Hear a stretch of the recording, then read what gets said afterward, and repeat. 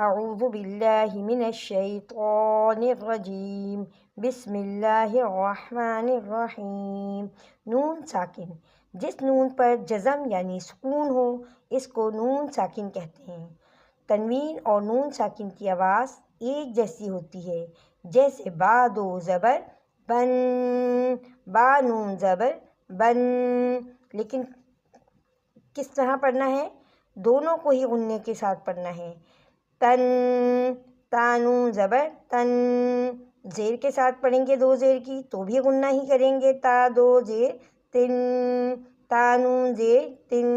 اسی طرح اگر پیش کے ساتھ ادائیگی کریں گے، تا دو پیش تن، تا نون پیش تن، چاہے دو زبر کی تنوین کے ساتھ پڑھیں، چاہے دو زیر کی تنوین کے ساتھ پڑھیں، چاہے دو پیش کی تنوین کے ساتھ پڑھیں، ہر صورت میں ہی ہم نے نون ساکن کو اور تنوین کو غنّہ کر کے ہی پڑھنا ہے۔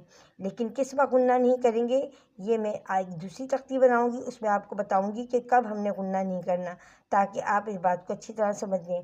آج کے لیے اتنا ہی، کل ہم نئے سبق کے ساتھ پھر حاضر ہوں گے۔ اللہ نگہبان۔